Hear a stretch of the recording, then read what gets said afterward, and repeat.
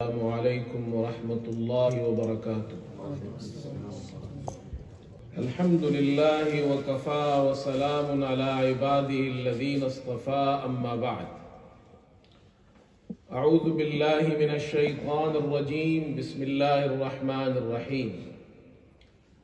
ما كان محمد ابا احد من رجالکم ولكن رسول الله وخاتم النبيين وكان الله بكل شيء عليما، صدق الله العظيم۔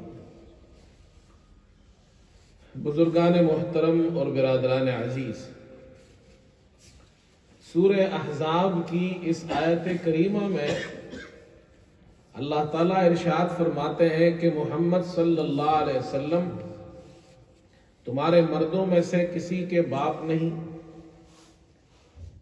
لیکن وہ اللہ کے رسول ہے اور خاتم النبیین ہے۔ خاتم النبیین کا کیا معنی ہے؟ آپ صلی اللہ علیہ وسلم نے خود ارشاد فرمایا کہ انا خاتم النبیین لا نبی بعدی، میں خاتم النبیین ہوں، میرے بعد کوئی نبی نہیں۔ اس آیت کی تشریح آپ نے اس حدیث میں خود فرما دی کہ آپ صلی اللہ علیہ وسلم آخری نبی اور رسول ہے، آپ کے بعد نبوت کو اللہ تعالیٰ نے ختم فرما دیا ہے، اب کوئی نیا نبی نہیں آئے گا۔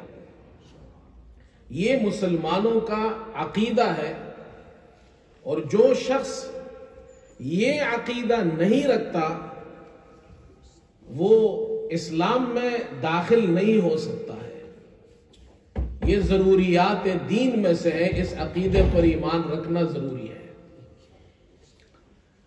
آپ صلی اللہ علیہ وسلم کے زمانے میں وفات سے کچھ عرصہ قبل دو جھوٹے مدعی نبوت پیدا ہوئے، مسیلمہ کذاب اور اسود عنسی۔ دونوں نے نبوت کا دعویٰ کیا، دونوں جھوٹے نبی تھے، اور مسلمانوں نے ان کی اس دعوی نبوت کو ریجیکٹ کر دیا، اور آپ صلی اللہ علیہ وسلم نے اپنے عمل سے بھی یہ ثابت فرمایا کہ میرے بعد کوئی نبی نہیں۔ ان دونوں میں سے جس نے پہلے نبوت کا دعویٰ کیا وہ اسود عنسی تھا۔ تو آج آپ کے سامنے اسود عنسی سے متعلق وہ تاریخ بیان کی جائے گی، تاکہ ہمیں مسلمانوں کو اور خاص طور پر ہمارے نوجوانوں کو، ہمارے بچوں کو معلوم ہو کہ جس شخص نے آپ صلی اللہ علیہ وسلم کے زمانے میں نبوت کا دعویٰ کیا تھا اور مسلمانوں نے اس کی اس دعوی نبوت کو رد کر دیا، قبول نہیں کیا، یہ اس بات کی واضح دلیل ہے کہ قیامت تک کے لیے آپ صلی اللہ علیہ وسلم کی نبوت باقی رہے گی، آپ کی رسالت باقی رہے گی۔ آپ نے فرمایا انا آخر الانبیاء وانتم آخر الامم، میں آخری نبی ہوں اور تم آخری امت ہو۔ اب نہ کوئی امت آئے گی، نہ کوئی نیا نبی آئے گا۔ اسود عنسی یہ فتنہ یمن میں پیدا ہوا، اور یمن میں اس وقت مسلمان رہتے تھے، تو یہ بھی معلوم ہونا چاہیے کہ یمن میں مسلمان کیسے پہنچے۔ یمن کے اندر آپ صلی اللہ علیہ وسلم سے پہلے، اسلام سے پہلے جو لوگ رہتے تھے ان کو حمیر کہا جاتا تھا، اور ان کے جو بادشاہ ہوتے تھے ان کا لقب ہوتا تھا تبع۔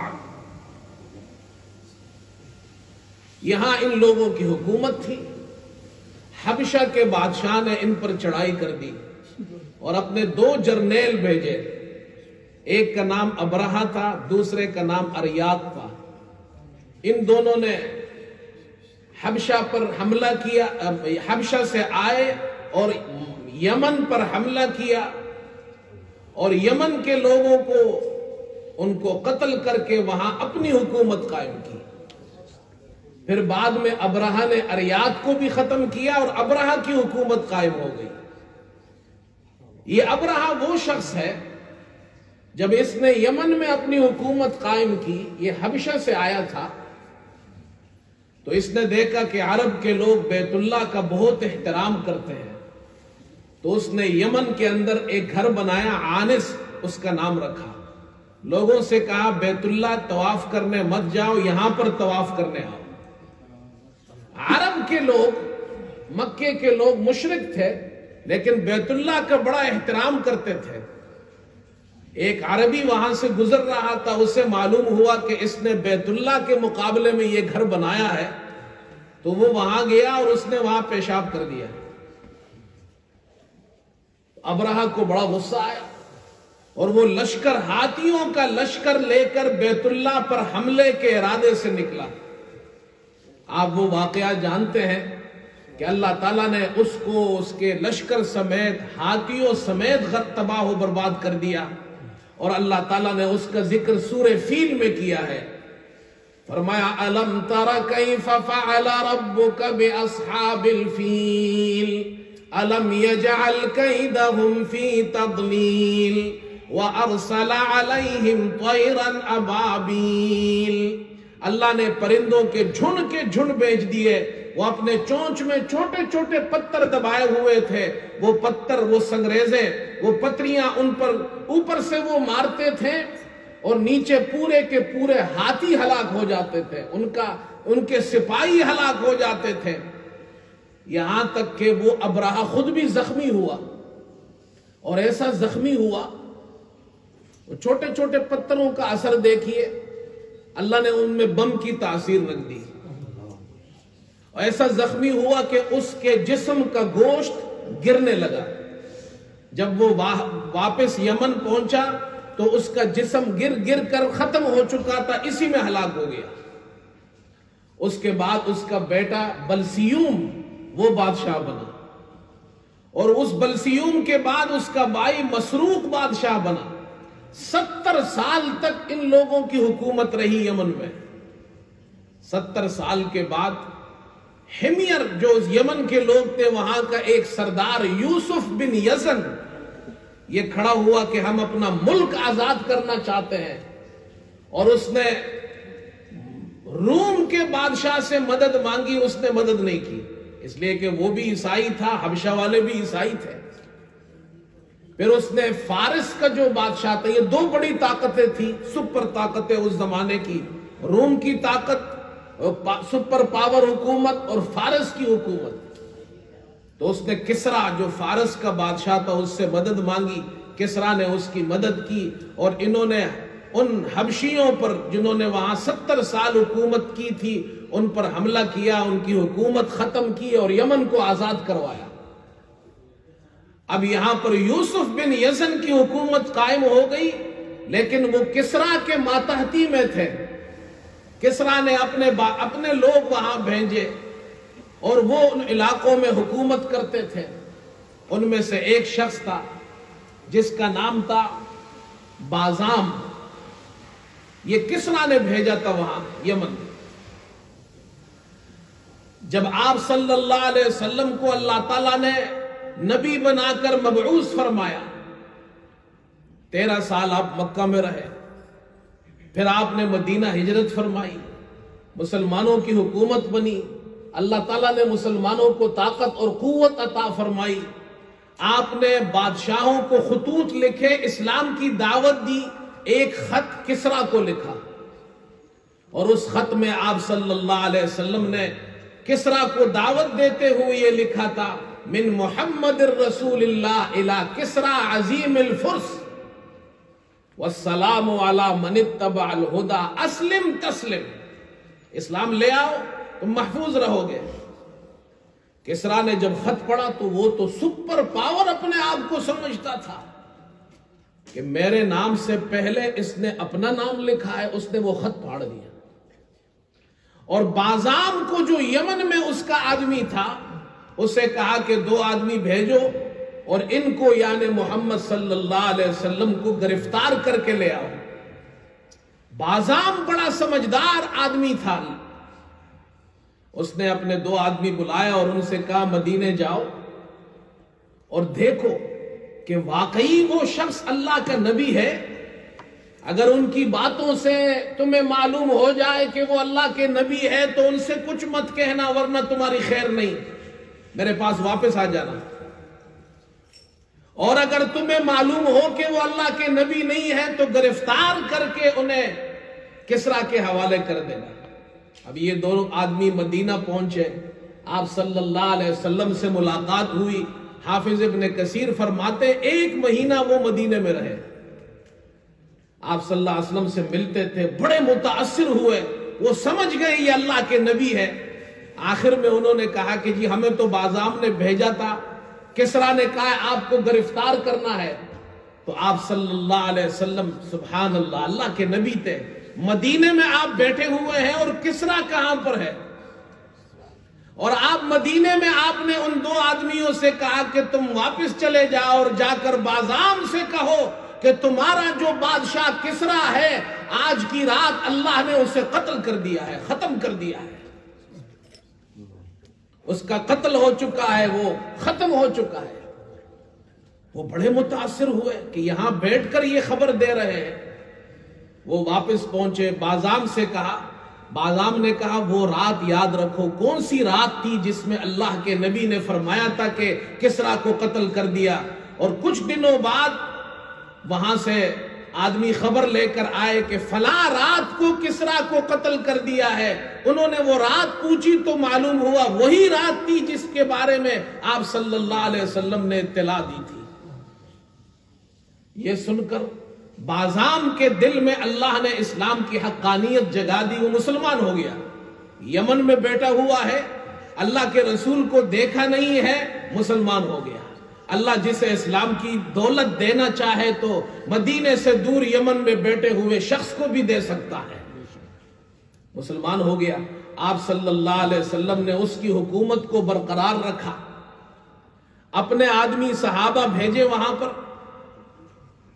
اس طرح یمن میں مسلمان داخل ہوئے. بازام کے بعد اس کا بیٹا شہر بن بازام یہ وہاں کا حاکم بنا. آپ نے اس کی حکومت بھی برقرار رکھی. صحابہ اکرام کو بھیجا کہ تم جاؤ مختلف علاقوں میں، مسلمانوں کے یہ نمائندہ ہے، یہ مسلمانوں کے امیر ہے، مختلف شہروں میں تم رہو. اور 2 صحابہ آپ نے بھیجے، حضرت معاذ ابن جبل اور ابو موسیٰ اشعری رضی اللہ عنہما. تم جاؤ یمن کے مسلمانوں کو تعلیم دو اسلام کی. یمن میں اس طرح اسلام داخل ہوا، وہاں کے لوگ مسلمان ہو گئے، مشرف با اسلام ہو گئے، اسلام کی تعلیمات حاصل کرنے لگے. 10 ہجری کا زمانہ تھا. آپ صلی اللہ علیہ وسلم کی وفات سے کچھ ماہ قبل یمن میں اسود عنسی نمودار ہوا، اور یہ اسود عنسی اس نے نبوت کا دعویٰ کیا، اور یہ ایک جادوگر قسم کا انسان تھا. اس کے پاس ایک شیطان تھا، اور وہ شیطان اس کو آ کر خبریں بتاتا تھا، اور یہ بدبخت لوگوں سے کہتا تھا کہ فرشتہ مجھ پر وہی لاتا ہے، حالانکہ وہ شیطان تھا. اور لوگوں کو یہ عجیب و غریب قسم کے کرتب دکھایا کرتا تھا. اس نے ایک گدھا پالا ہوا تھا، اسی لیے اس کو ذوالحمار کہتے ہیں. اس کا نام عیہلا تھا، اور اس کا جو لقب تھا ذوالحمار، گدھے والا. تو آپ اندازہ لگائے جس کا لقب گدھے والا ہو اس کو تو لوگ انسان نہیں سمجھتے، اور وہ نبوت کا دعویٰ کر رہا ہے. اور نام بھی اسود، اسود کا معنی کالا.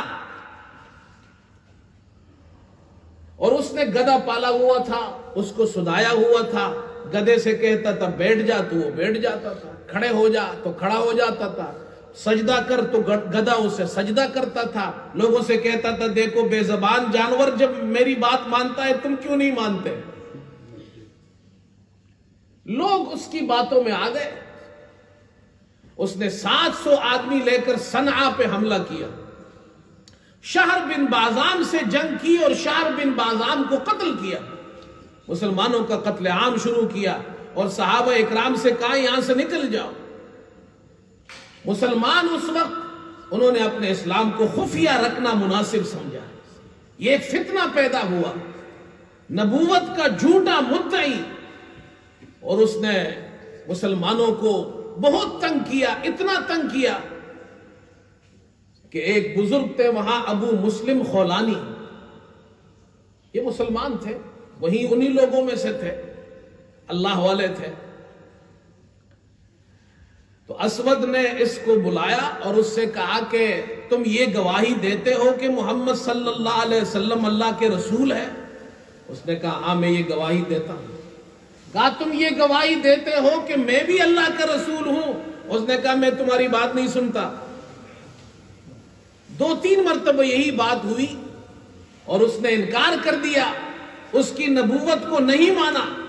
تو اس نے آگ جلائی، بہت بڑی آگ جلائی اور ابو مسلم خولانی کو اس آگ میں اندر ڈال دیا۔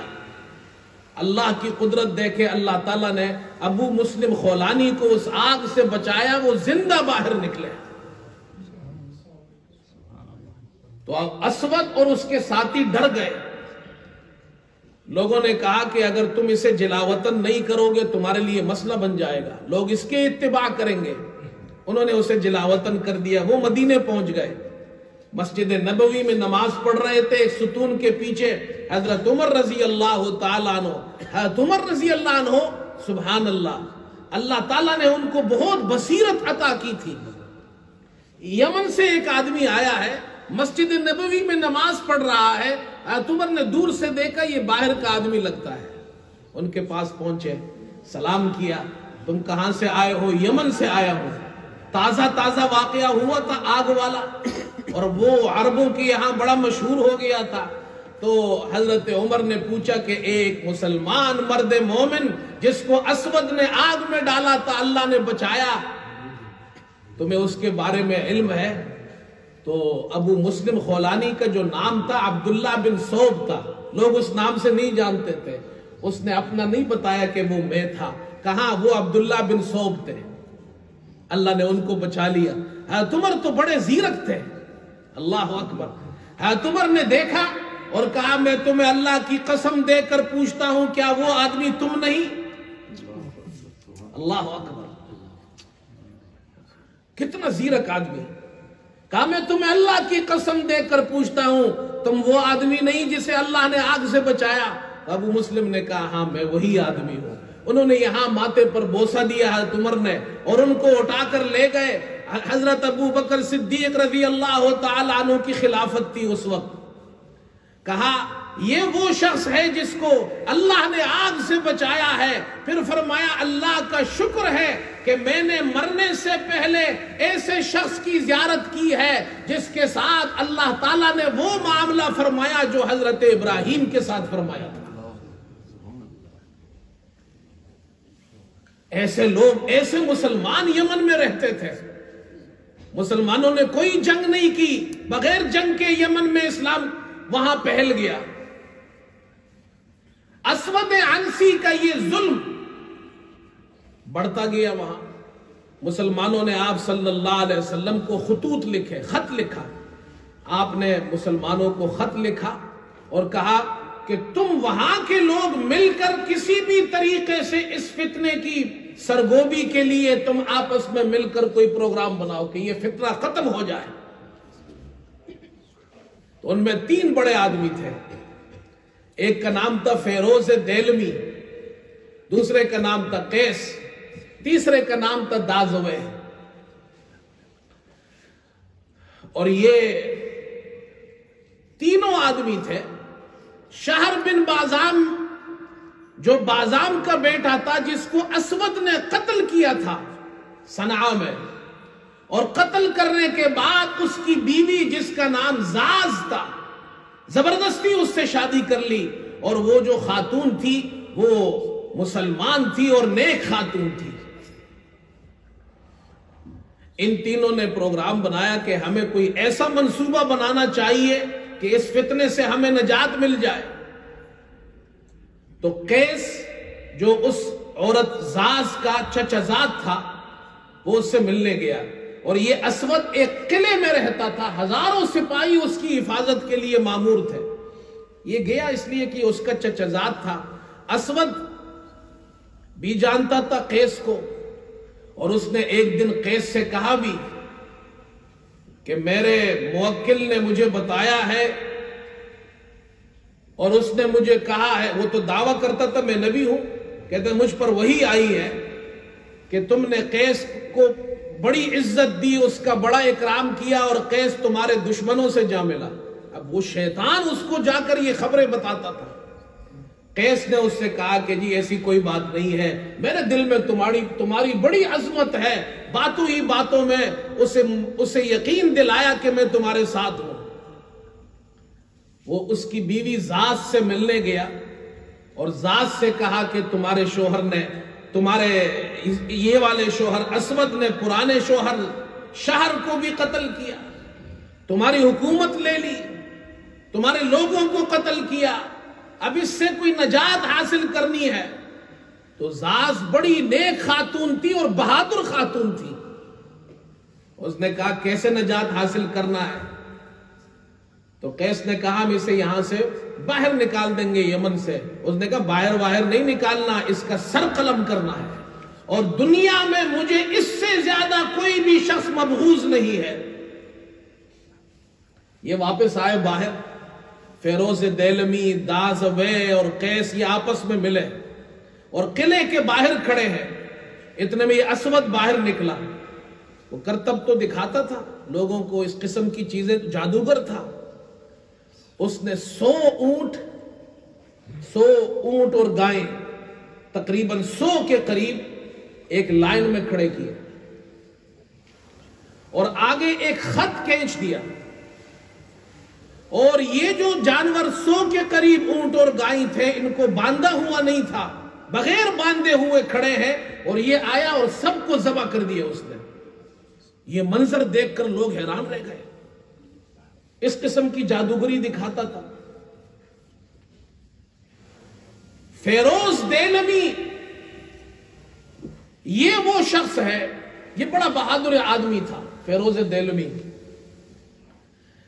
اور اس کو بھی اسود نے کہا کہ معلوم ہوتا ہے تو بھی میرے دشمنوں سے مل گیا ہے۔ فیروز نے اسے بھی یقین دلایا، باتوں ہی باتوں میں وہ بھی مان گیا۔ انہوں نے کہا اب ہمیں تاخیر نہیں کرنی چاہیے، فتنہ بڑھ رہا ہے۔ تو وہ زاز کے پاس گئے اس قلعے میں، اور اس خاتون نے کہا تم ایسا کرو، یہاں اندر سے میں ایک تمہیں جگہ بتاتی ہوں، وہاں نقب لگاؤ، اور رات کو تم باہر سے پھر وہاں نقب لگا کر اندر داخل ہو جانا، میں تمہارے لیے روشنی کا بھی انتظام کر دوں گی، اسلحے کا بھی انتظام کر دوں گی۔ رات ہوئی اور دیگر جو مسلمان تھے، کچھ قبائل تھے، ذی کلاع، ہمدان، ذی ظلیم، یہ تاریخ میں ان کا ذکر آتا ہے، انہوں نے بھی ان سے کہا ہم تمہارے ساتھ ہیں۔ یہ اپنی فوج لے کر وہاں بیٹھ گئے، کہا حملہ نہیں کرنا جب تک ہم اشارہ نہ کریں۔ رات کو یہ اندر داخل ہوئے، نقب لگائی، اس خاتون نے اسلحہ بھی رکھا ہوا تھا، روشنی کا انتظام بھی کیا تھا، اور اس نے اپنے شوہر اسود کو خوب شراب پلائی ہوئی تھی، وہ نشے میں تھا، سو گیا۔ یہ آئے، وہ شیطان جو اس کا تھا، اس نے اس نشے کی حالت میں بھی اور سوئے ہوئے اس اسود کو جگا دیا، اور پھر آخر کار انہوں نے اسے پکڑا اور اسے قتل کر دیا۔ جب اسے قتل کیا تو اس کے منہ سے ایسی آواز نکلی جیسے بیل کی آواز نکلتی ہے۔ تو وہ جو سپاہی تھے وہ آئے کہ کیا ہوا؟ تو اندر سے زاز نے آواز دی کوئی بات نہیں ہے، تمہارا جو نبی ہے اس پر وحی آ رہی ہے۔ وہ چلے گئے۔ صبح فجر کی اذان ہوئی تو ان میں سے ایک کھڑا ہوا اس قلعے پر اور اذان دی، اللہ اکبر اللہ اکبر، اشہد ان محمد رسول اللہ۔ جب اللہ کے رسول صلی اللہ علیہ وسلم کی رسالت کی گواہی دی تو ساتھ میں یہ آواز بھی لگائی کہ انا اے حلا کذاب، اے حلا جھوٹا ہے، اے حلا اسود جھوٹا ہے۔ یہ اشارہ تھا، سگنل تھا ان لوگوں کے لیے جو مسلمان فوج وہاں بیٹھی تھی، وہ بھی آ گئی، اور آخر کار پھر حملہ ہوا، مسلمانوں کو اللہ نے فتح دی، اسود کا قلعہ قمع ہو گیا۔ 4 مہینے تک یہ فتنہ رہا۔ انہوں نے یہاں سے قاصد بھیجا مدینہ آپ صلی اللہ علیہ وسلم کو خوشخبری دینے۔ قاصد بھیجنے سے پہلے اللہ کے رسول صلی اللہ علیہ وسلم نے صحابہ سے فرمایا، اللہ نے رات کو اسود کو ختم کر دیا ہے اور اسود کو قتل کر دیا گیا ہے، اللہ نے آپ کو وحی کے ذریعے بتا دیا۔ صحابہ نے پوچھا کس نے قتل کیا ہے؟ فرمایا ایک مبارک شخص، مبارک فیملی والا جس کا نام فیروز ہے۔ اور جب یہ قاصد مدینہ پہنچا تو مورخین لکھتے ہیں کہ اسی دن حضور صلی اللہ علیہ وسلم کی وفات ہو چکی تھی۔ یہ تھا وہ پہلا فتنہ، پہلا جھوٹا مدعی نبوت جس نے نبوت کا دعویٰ کیا تھا۔ میرے دوستو، یہ جو قصہ ہم نے بیان کیا ہے اور ہم نے سنا ہے، مقصد کیا ہے؟ مقصد یہ سمجھنا ہے کہ 1400 سال سے زیادہ عرصہ گزر گیا، یہ مسلمانوں کا اجماعی عقیدہ ہے، قرآن میں بھی ہے، حدیث میں بھی ہے، مسلمانوں کا اجماعی عقیدہ ہے کہ محمد صلی اللہ علیہ وسلم اللہ تعالیٰ کے آخری نبی ہے، آپ کے بعد اب کوئی نبی نہیں، کوئی رسول نہیں ہے۔ اور میں ان اشعار پر ختم کرتا ہوں۔ فرمایا کہ نبوت ختم ہے تجھ پر، رسالت ختم ہے تجھ پر، نبوت ختم ہے تجھ پر، رسالت ختم ہے تجھ پر، تیرا دین ارفع و اعلی، شریعت ختم ہے تجھ پر، تیرے ہی دم سے بزم انبیاء کی رونق و زینت، تیرے ہی دم سے بزم انبیاء کی رونق و زینت، تو صدر انبیاء شان صدارت ختم ہے تجھ پر، نبوت ختم ہے تجھ پر، رسالت ختم ہے تجھ پر، اور شریعت کے محل کا آخری پتھر ہے تو پیارے، شریعت کے محل کا آخری پتھر ہے تو پیارے، ادھورے کو کیا پورا، یہ سنت ختم ہے تجھ پر، اور تیرے ہی ہاتھ سے تکمیل دی اللہ نے فرمائی، الیوم اکملت لکم دینکم، تیرے ہی ہاتھ سے تکمیل دی اللہ نے فرمائی، ہوا اتمام نعمت کا، یہ نعمت ختم ہے تجھ پر، نبوت ختم ہے تجھ پر، رسالت ختم ہے تجھ پر، اور نہیں ہے باپ گرچہ تو کسی بھی مرد کا، لیکن ما کان محمد نبا احد من رجالکم ولکن رسول اللہ وخاتم النبیین، نہیں ہے باپ گرچہ تو کسی بھی مرد کا، لیکن تو مہر انبیاء شان رسالت ختم ہے تجھ پر، نبوت ختم ہے تجھ پر، رسالت ختم ہے تجھ پر، تیرا دین ارفع و اعلی، شریعت ختم ہے تجھ پر۔ وآخر دعوانا الحمدللہ رب العالمین۔